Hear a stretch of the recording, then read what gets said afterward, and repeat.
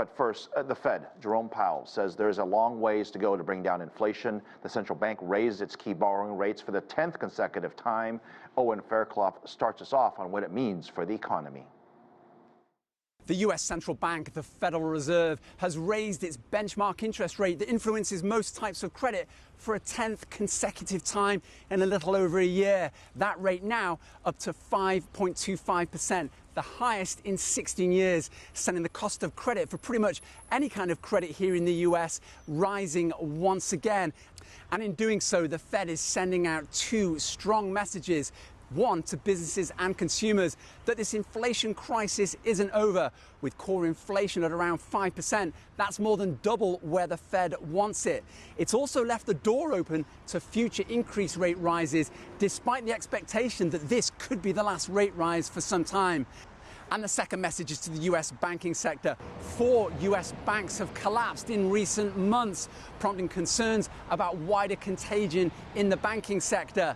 2 of those banks, Silicon Valley Bank and First Republic, both went under, partly because of those rising interest rates. And yet the Fed is saying to the banking sector, we've already accommodated you with emergency lending to the tune of tens of billions of dollars, so you can't expect too much more. Here's Jerome Powell, the chair of the Fed. We've used our financial stability tools to support banks through our lending facilities. And at the same time, we've been able to use our monetary policy tools to foster maximum employment and price stability.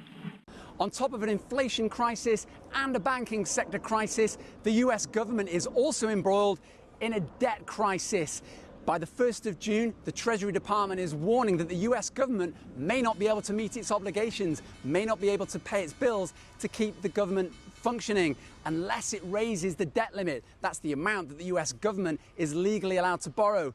To some degree, this is not the Fed's problem. It's up to lawmakers and the White House to negotiate and raise the debt limit. The US Treasury Department is warning that by around the 1st of June, the US government may effectively run out of money and may not be able to meet its financial obligations unless its borrowing limits are raised, known as the debt ceiling. And yet Congress and the White House are deadlocked in negotiations over how much to raise that debt limit, with opposition Republicans demanding budget cuts as the price of any agreement.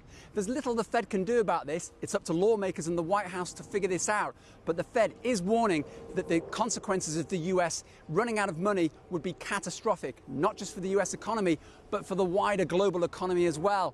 And it's warned those lawmakers and the White House not to count on the Fed to effectively bail them out. There's only so much the Fed can do in this kind of crisis.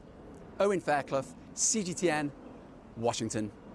One of the factors the Fed looks at for its rate decisions is the job market. Hiring in the private sector went up unexpectedly in April, according to payroll processing firm ADP.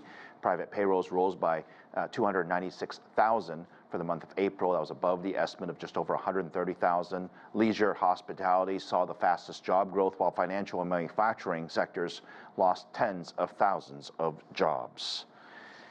And where does this all leave us? John Terrett has the wrap from the NYSE.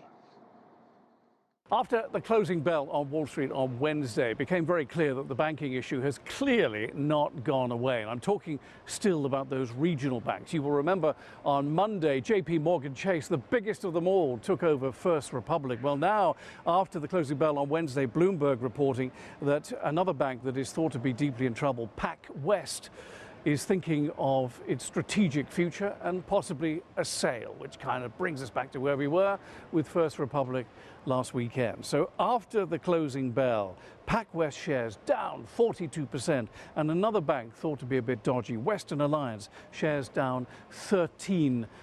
It will be an issue later on Thursday. As for the Federal Reserve, well, they did not hint particularly strongly that they intend to pause interest rate rises as they increase rates on Wednesday by a widely expected 25 basis points. However, Chairman Powell did say that we're closer to the end of the interest rate hiking cycle than the beginning. And many people here think that that is basically tantamount to saying that they have now paused. We shall have to see. Markets were down after the press conference involving Chairman Powell. The Dow by 0.8%, the Nasdaq 0.5%, the S&P 500 by 0.7%.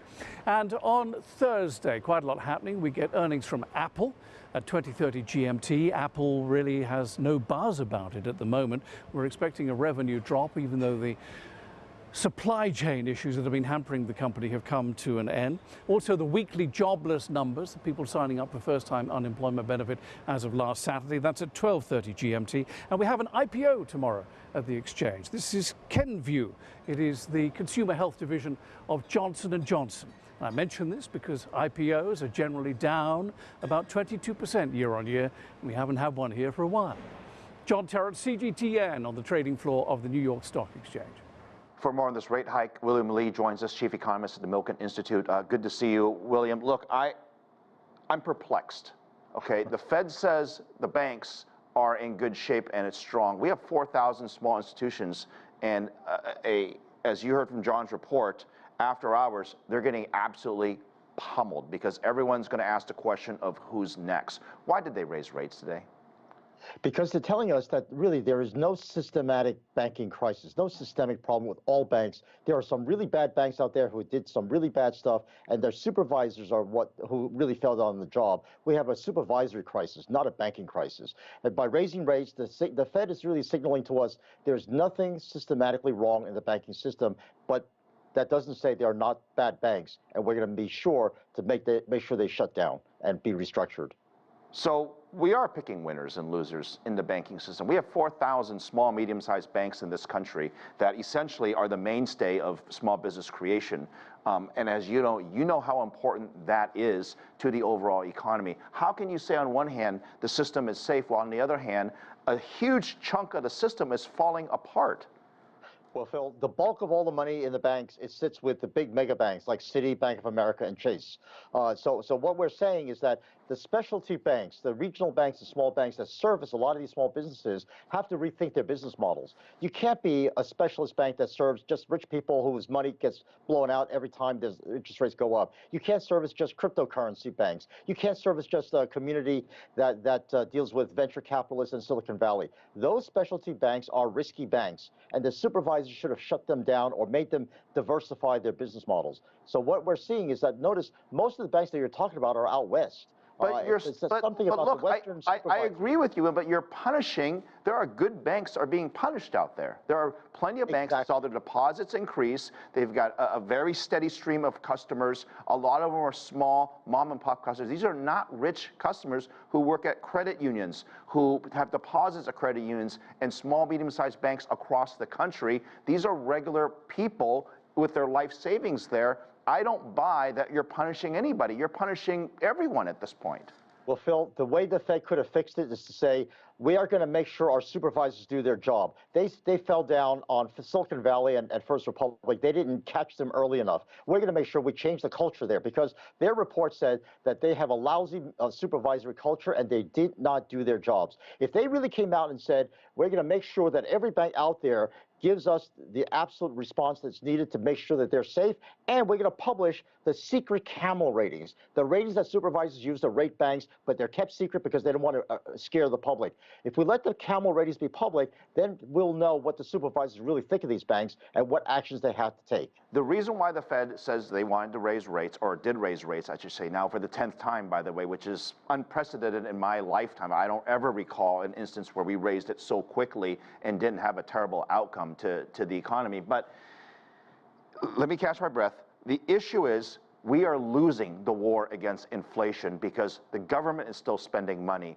Employment is still full, and you still are dealing with a major handout post-COVID or pre-COVID or during COVID where we raised minimum wage, we gave Americans a ton of money, and now we're asking them to stop spending money, which doesn't make any sense. So we've lost that war on inflation. So now how do we mitigate it? Well, I don't know who you're punishing or what part of the economy that he wants to crush, but it seems to me that you can keep raising rates, and it doesn't mean that we're going to stop spending money unless people start losing their jobs.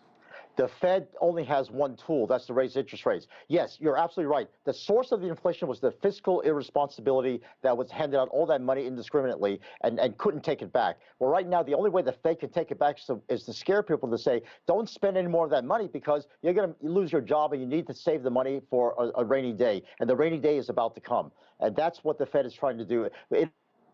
It only has this one tool. It cannot tell Biden, stop spending the money, pay off the debt, and stop the profligate policies that you had for the last 5 years. Well, So instead, the Fed's going to have to say, we're going to have to raise rates in order to compensate for the bad fiscal policy. The press conference that they had after the Fed rate decision, I'm thinking, don't even bother having the press conference. What's the point? Because you speak, the market either doesn't believe you or doesn't like what you said, or both, and then we get another hammer job into the market, specific with the financial institutions.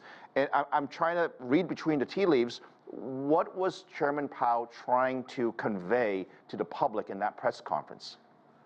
He was trying to tell everyone, we have a cancer called inflation, and we have to get rid of it before it metastasizes even more. And by doing so, you're using a surgical instrument called interest rates, which shows you that even though interest rates are punishing a lot of banks, most banks are safe.